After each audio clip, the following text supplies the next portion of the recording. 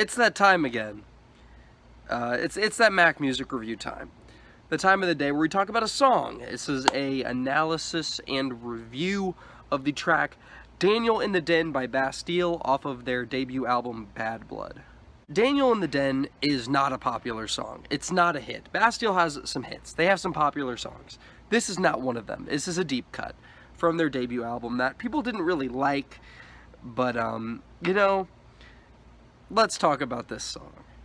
The structure of the song is extremely repetitive and very light on anything other than chorus. It's one of those very chorus-centric songs. Same thing kind of structure that Imagine Dragons do, where it's all about the pre-chorus and the chorus, and the attention is to repeat that chorus and just to pour that all the energy into that and make that consist of the bulk of the song. Especially the case with this. I mean, literally, it has two verses, and each verse is like one line long. The first verse is moving along in a pace unknown to man, and then it says go, go, go, go, go, go, go, over and over again. So it's very repetitive, even in that extremely brief verse.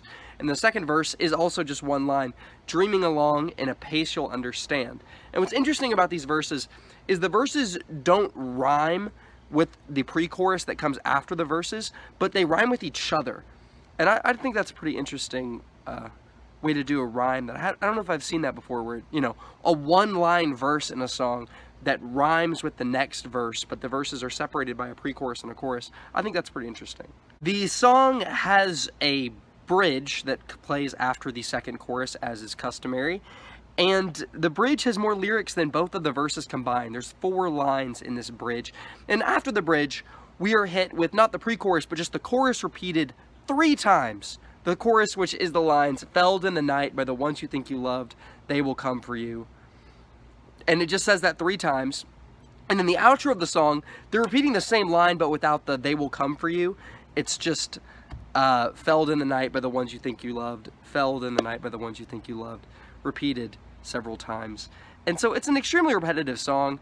And the first couple of times I listened to the song, I didn't even notice, because I really liked the music of the song. I really liked the lyrics of the song. Of course, if you didn't know, the lyrics are extremely heavily inspired and basically 100% about the story of Daniel in the lion's den, the Bible story from the Old Testament, in which Daniel, a friend of the king, is basically, by the king's hand, ordered to be thrown into the lion's den to be executed, because that's the way that people were executed back then, apparently, or in the story. And yeah. And so, lyrically, specifically, there are a lot of references to this Bible story. He says, "You thought the lions were bad, and they tried to kill my brothers. For every king that died, they would crown another. It's harder than you think telling dreams from one another." Because I believe Daniel was, the prophets would interpret dreams and stuff. And I think Daniel did that. I'm really bad at my biblical story knowledge. I believe that's right. It'd be weird if they said that and it was not if Daniel didn't interpret dreams. But on a more broad term, and the thing about Bastille is they usually keep their lyrics broad enough to have meanings that can apply to a lot of different situations. It's about betrayal. "Felled in the night by the ones you think you loved, they will come for you."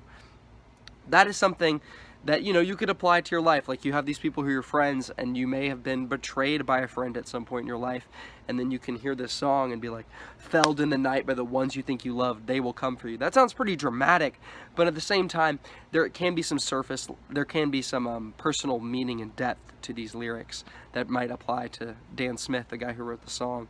I believe he wrote the song. I'm pretty sure he writes most of their songs. But, yeah.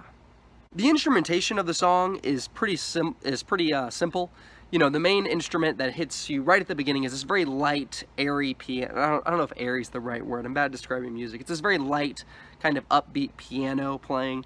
And then when you get to the pre-chorus, some drums are introduced, and then the chorus is led by Dan's voice, and of course more piano. Piano is the main instrument of the song, and then of course those backing vocals, which is really just not like choir, but Dan's voice just kind of recycled and layered back on top of his voice to make it his voice sound bigger and more bold during the chorus.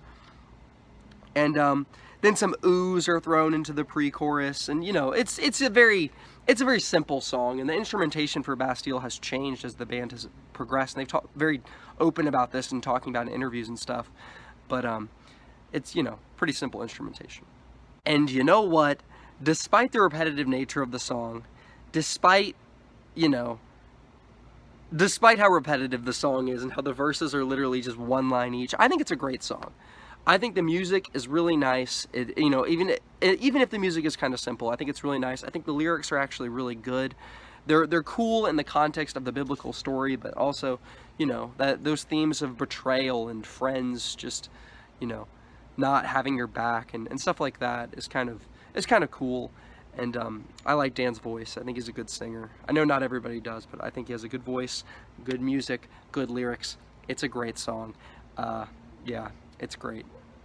What do you think of this song? What's your favorite Bastille song? What are your overall thoughts on Bastille? I know a lot of people really like them, and a lot of people don't really like them.